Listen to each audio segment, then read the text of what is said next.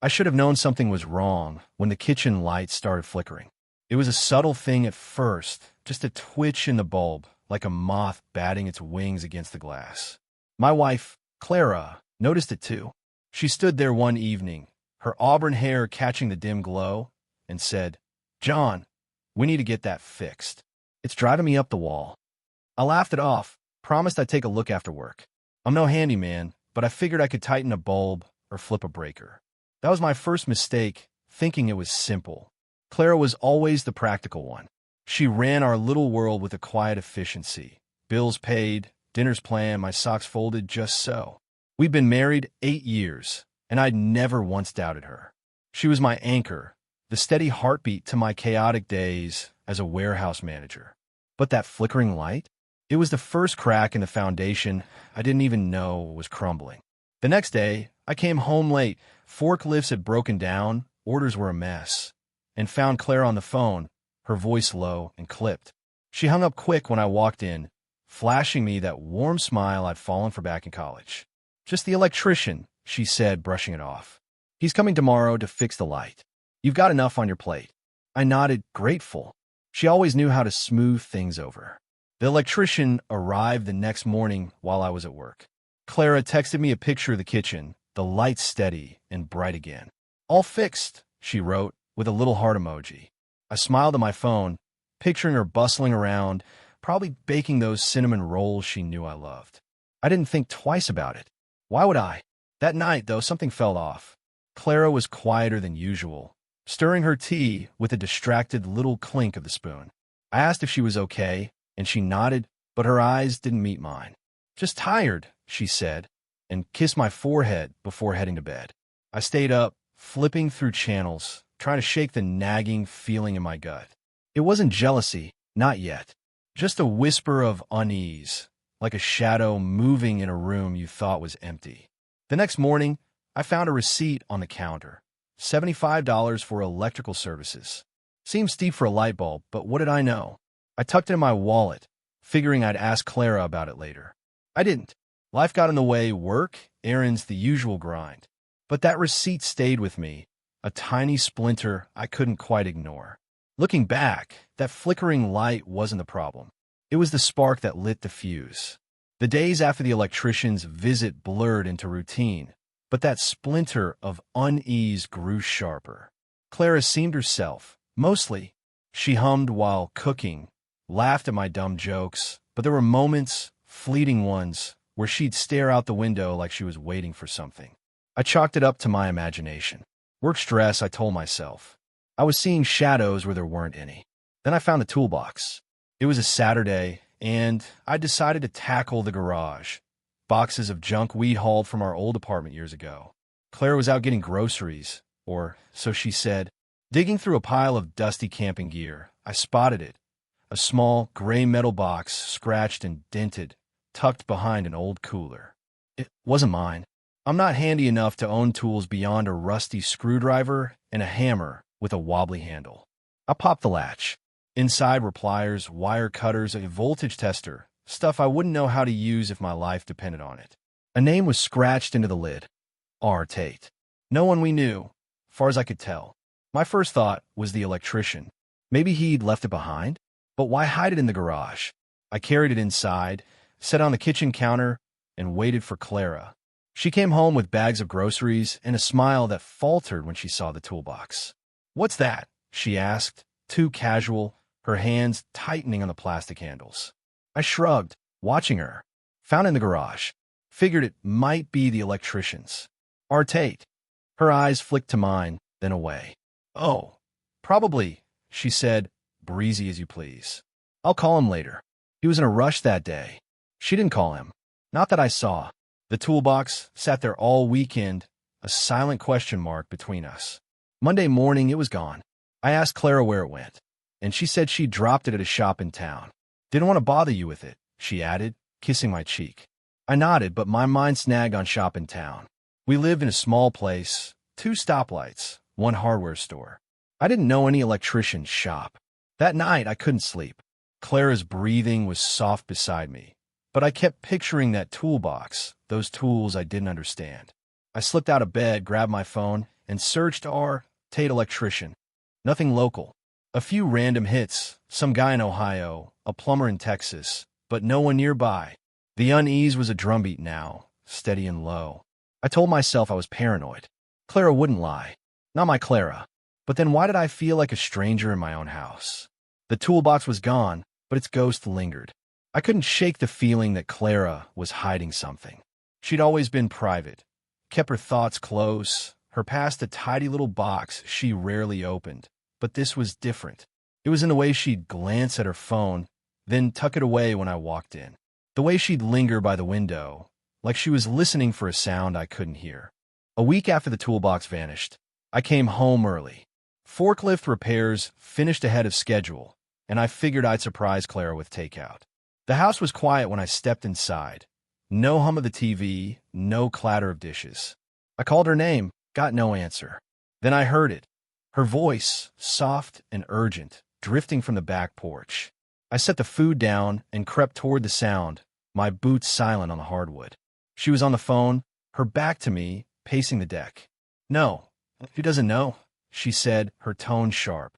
"I told you it's fine. Just don't call me again, okay? Not now." A pause, then, "I'll handle it." She hung up, staring at the yard, her shoulders tense. I cleared my throat, and she spun around, eyes wide. "John, you're home early." Her smile snapped into place, but it didn't reach her eyes. "Who was that?" I asked, keeping my voice light. She waved a hand. "Just a friend for book club. Drama about the next meeting." Book club? She hadn't mentioned it in months. I nodded, let it slide, but my stomach twisted. We ate the takeout in near silence, the TV muttering in the background. Clara picked at her food, her fork scraping the plate like a metronome. Later, I checked her phone while she showered. I'm not proud of it. Snooping felt wrong, dirty, but that call gnawed at me. The recent calls list showed a number, no name, timestamp 20 minutes before I got home. I scribbled it down, slipped the paper into my pocket. The shower stopped, and I put the phone back, heart thudding like I'd run a mile. The next day, I called the number from a payphone at work. It rang twice, then a man's voice answered, gruff and clipped. "Tate's Electrical." "Who's this?" I froze, mumbled something about a wrong number, and hung up. "Tate. R. Tate. The toolbox guy." My mind raced. Why was Clara telling an electrician not to call? What didn't I know? That night, I watched her sleep, her face peaceful in the moonlight. I wanted to shake her, demand answers, but I didn't. Not yet. I needed proof, something solid to hold on to before I tore our life apart. The phone call was a thread, thin and frayed. I just didn't know how far it would unravel. I couldn't let it go. That phone call, Tate's Electrical, echoed in my head like a stuck record. Clara acted normal, too normal, maybe chatting about her day, folding laundry, kissing me goodnight. But I saw the cracks now. The way her fingers twitched when her phone buzzed, the quick glances she thought I didn't notice. I needed answers, and I wasn't going to get them sitting at home. Friday, I told Clara I had to work late. Inventory nonsense at the warehouse. She nodded, sympathetic, and said she'd save me dinner. I left at my usual time, but instead of heading to work, I drove downtown. Our town's small, but it sprawls strip malls, gas stations, a diner that's seen better days. No electrician shop I'd ever noticed, but Tate had answered that call. He was real. Somewhere. I pulled in the hardware store parking lot, figuring it was a start. Old man Jenkins ran the place, knew everyone. Inside, the air smelled of sawdust and oil. Jenkins was behind the counter, squinting at a ledger. "Hey, John," he grunted. "Need something?" I leaned in, casual. "You know an electrician named Tate?" "R. Tate." He scratched his chin, frowned. "Tate? Nah, don't ring a bell. We got Bill over on Elm for wiring, but no Tate." I thanked him, left with nothing but a sinking feeling. Back in the truck, I dialed the number again, this time from my cell. It rang once, then voicemail. "Tate's Electrical. Leave a message." No address, no hints. I hung up, frustrated, and drove aimlessly, the receipt from Clara's electrical services burning a hole in my wallet. $75. For what? Then I saw it, a pickup parked at the diner, faded red with a ladder rack. A toolbox like the one I'd found sat in the bed, glinting under the streetlight. My pulse kicked up. I pulled in, parked a few spaces away, and watched. A man stepped out, tall, wiry, maybe 40, with dark hair and a jacket that said Tate's Electrical in chipped embroidery. He lit a cigarette, leaned against the truck, oblivious. I gripped the steering wheel, torn. Confront him? Follow him? My phone buzzed. Clara, texting. Home soon? I stared at the screen, then at Tate, smoking like he didn't have a care. I texted back late night, don't wait up, and turn the key. I'd follow him, just to see. The diner's neon buzzed overhead as his truck pulled out, and I trailed behind, headlights dim, heart pounding. Wherever he was going, I'd find out, even if it broke me. Tate's truck weaved through town, past the gas station and the old mill, heading toward the outskirts where the streetlights thin out. I kept my distance, headlights off when I could, my truck a ghost in the dusk. My hands sweated on the wheel, part fear, part fury. I didn't know what I'd do if I caught him with Clara. Didn't know what I'd say, but I had to see. He turned into a gravel lot behind a shuttered auto shop, the kind of place kids dared each other to break into. I parked across the street, engine off, and watched. Tate climbed out, toolbox in hand, and disappeared through a side door. The lot was dark, save for a faint glow leaking from a cracked window. No sign of Clara's car. No sign of anyone. I waited, breath shallow, debating. 5 minutes stretched to 10. Then the door creaked open, and Tate emerged, not alone. A woman stepped out, her back to me, hair tied up in a messy bun. My stomach lurched. Clara? She turned, and relief hit me. It wasn't her. Blonde, shorter, wearing a coat too big for a frame. They spoke low, heads close, then she handed him something, a thick envelope. He tucked it in his jacket, nodded, and they parted. She drove off in a beat-up sedan. He stayed, lighting another cigarette. I should have left. Should have gone home to Clara's save dinner and let this go. But that envelope, cash, maybe, and the toolbox tied him to my house, my wife. I slipped out of the truck quiet as I could and crossed the street. The gravel crunched under my boots, too loud in the stillness. I ducked behind a rusted dumpster, peering at Tate. He was on his phone now, texting, oblivious. The window's glow flickered, and I crept closer, heart hammering. Inside, I glimpsed a table, wires, tools, something that looked like a radio, but bulkier. A workbench, maybe? No time to figure it out. Tate's footsteps snapped me back. He was heading my way. I pressed against the dumpster, holding my breath as he passed, close enough I could smell the smoke on him. He climbed into his truck and drove off, taillights fading. I exhaled, shaky, and checked my phone. Another text from Clara. Be safe. Love you. Guilt stabbed me. Here I was, stalking some electrician, doubting her. But that envelope, that secretive meeting, it wasn't just a light bulb fix. I started back to my truck, mind racing. Whatever Tate was into, Clara knew more than she'd let on. And I was too deep to turn back now. I drove home that night with my head buzzing, Tate's shadowed, meeting replaying like a film I couldn't pause. Clara was asleep when I slipped in, her breathing soft, a plate of cold chicken on the counter under foil. I ate in the dark, staring at that steady kitchen light, wondering what it cost us. Not just the $75. Something bigger. The next morning, Clara was up early, bustling like nothing was wrong. You got in late, she said, pouring coffee. Everything okay at work? I nodded, sipping, watching her. She seemed lighter, almost cheerful. Too cheerful?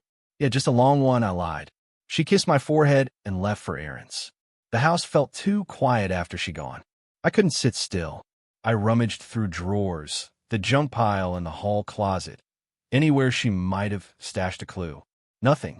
Then, in the laundry room, I checked her coat pockets. Old habit from when I'd find her grocery lists. My fingers brushed paper folded tight. A note scribbled in her neat hand. R. Thursday, 8 p.m., usual spot. Burn this. No date. No year. My chest tightened. Thursday was yesterday. The auto shop lot. I should have confronted her then, waved that note in her face, and demanded the truth. But I didn't. I tucked it in my wallet, next to the $75 receipt, and waited. She came home with bags, humming, oblivious. All day I played normal, watched a game, fixed a leaky faucet, but my mind was on that note. Burn this. Why? What was she hiding? That night, I pretended to sleep, listening as Clara slipped out of bed. I heard the back door click, soft footsteps on the deck. I waited a beat, then followed, peering through the blinds. She stood by the fire pit, a match flaring in her hand. Paper curled and blackened. Another note, then ashes scattered in the wind. She stared at the flames, her face unreadable, before coming back inside.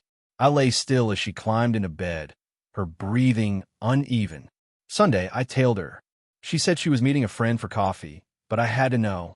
I kept back, watched her park at the diner, not the coffee shop, and sit alone, sipping, glancing out the window. No friend showed. After an hour, she left, drove home.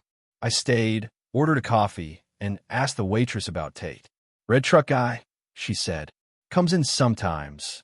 Keeps to himself. No help. The note, the ashes, her lies. They were pieces, but the puzzle wouldn't form. Not yet. I needed more. And I'd get it, even if it meant losing her. Clara's secret fire pit ritual stuck with me. A splinter I couldn't pull out. She was burning evidence, notes, maybe more, and I was running out of time to figure out why. Sunday night, I barely slept, her steady breathing beside me, a mocking rhythm. Monday, I called in sick, first time in years, and waited for her to leave for work. She taught part-time at the community college, English Lit. Always back by 3. I had a window.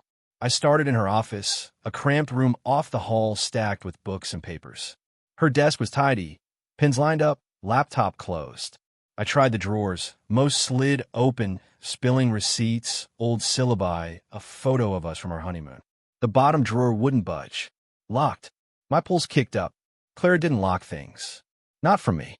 I rummaged the house for a key, jewelry box, kitchen jars under the couch. Nothing. Then I remembered the toolbox, its precise little tools. I didn't have it, but I had a paper clip. I bent it, jimmied the lock like I'd seen in movies. Took 10 minutes, sweaty and swearing under my breath, but it clicked open. Inside, a burner phone, cheap and black, and a folded map. The phone was off. I powered it on, no password, thank heaven, and checked the call log. One number, outgoing, every Thursday at 8 p.m., going back months. Tate's number. Might get twisted. Texts were worse. All set for tonight. Need you there, he's asking questions.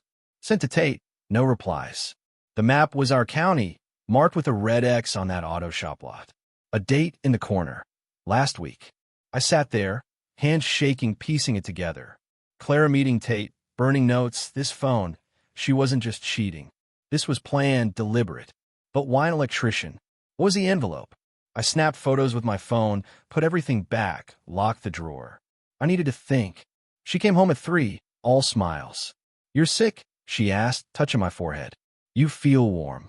I mumbled about a bug, watched her cook soup. She was tender, attentive, my Clara, and it made me sick. That night, I followed her again. She drove to the grocery store, bought milk, came home. No Tate, no lot. Was she on to me? I called the burner number from a gas station payphone. Tate answered gruff. Yeah. I hung up, heart pounding. He was still out there, still tied to her. I had proof now, but no answers. Whatever they were doing, it wasn't over. And I was too close to let it drop. The burner phone and map haunted me, a puzzle with too many missing pieces. Clara was in deep. Meetings with Tate, secret calls, that red X, but I still didn't know what it meant. Cheating seemed too simple now, too small for the effort she'd put into hiding it. Tuesday, I went back to work, but my head wasn't in it. Forklifts rumbled, guys shouted, and I just stared at the clipboard, seeing that X. Then it hit me, the warehouse. We stored electrical supplies sometimes, wires, breakers, stuff I didn't touch but logged. Could Tate be tied to that? I checked the inventory records, flipping through months of deliveries. Nothing under Tate's electrical, but a name caught my eye. RT Contracting. Small orders, cable spools, junction boxes, delivered Thursdays, signed by a manager who'd quit last fall. Same night as Clara's calls. I dug deeper. The address for RT Contracting was a P.O. box, no phone listed. But one invoice had a handwritten note. Call RE. Pickup. R. Tate? My warehouse was a link. I felt it. That night, I stayed late, told Clara it was overtime. She bought it, said she'd knit and wait up. I didn't go home. I hid in the warehouse office, lights off, watching the loading dock. At 8 p.m., a truck rolled in, red ladder rack Tates.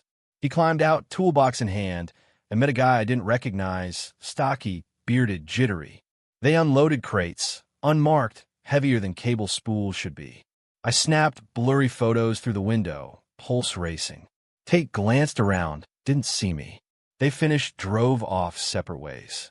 I checked the dock. Empty, no trace. I couldn't call the cops, not yet. No proof, just hunches and a wife I didn't trust. I drove home, mind spinning. Clara was on the couch, knitting, smiling. "Late one, huh?" she said. I nodded, kissed her cheek, tasting the lie. Wednesday, I searched the warehouse again. Behind a pallet, I found a crate they'd missed, wooden, nailed shut. I pried it open with a crowbar. Not wires, but plastic bags. White powder inside. Drugs. My warehouse, my life, tangled in it. Clara's calls to Tate. Coordinating this? I resealed the crate, hid it, and went home, numb. She was cooking, humming. I watched her, this woman I loved, and wondered who she really was. The electrician wasn't her lover. He was her partner. But in what? That crate of powder turned my world upside down. Drugs in my warehouse. Tate unloading them. Clara's burner phone. It wasn't an affair. It was a scheme, and my wife was neck deep. Thursday morning, I watched her leave for work, her smile as bright as ever. I wanted to scream, shake her, but I held back. I needed her to slip to show me the end game. I called in sick again, drove to the warehouse, and waited. If Tate followed pattern, he'd show at 8 p.m. I spent the day digging, checked old logs, cross-referenced RT contracting. Found a pattern.